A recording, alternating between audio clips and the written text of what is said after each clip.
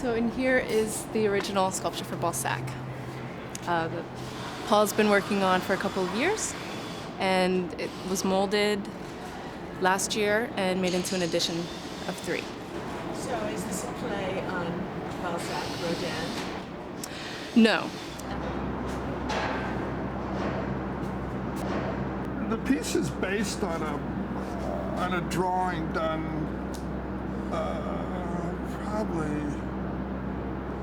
5 years ago. I did a whole series of drawings that were to be the script for this pirate video I was working on. This one was called Ballsack, and these are like, this is like the balls, and back here is the dick or the penis back here, and it kind of was a face, and these would, the idea was this would be covered in clay and molded like balls. The molding process tends to affect the original because the sheer force, physically ripping it off of the original, the plastiline clay will rip, some of the foam will tear, and Paul really likes that effect that it has on the sculpture, and he kind of works with it, and he kind of pushes it even further in a way. He's always kind of adding more and more, and it seems it's never big enough.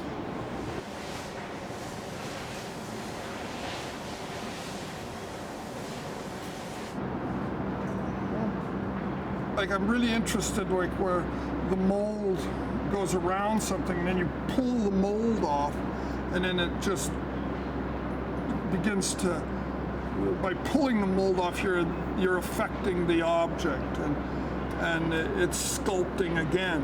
And so this sculpture has been worked on for probably a couple of years, and he's continuing to work on it. And it will probably involve the chair being strapped to the top of it when it is finally installed. The chair goes on the top. So the hat now is a chair, an inverted chair. And when it's on top, it kind of looks like a crown, and that it has the legs that stick up.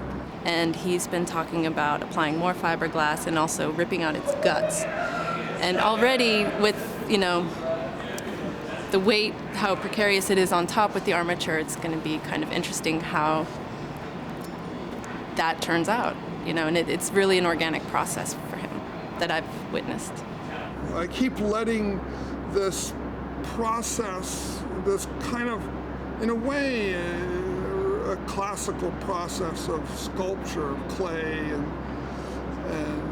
mold making, I let that continue. At one point, people who help me with these things, in the beginning, they think they're making a sculpture. Then they begin to realize that that's the sculpture's, what the sculpture is going to be doesn't exist at the end, but may exist anywhere in between, and they have no idea where it is.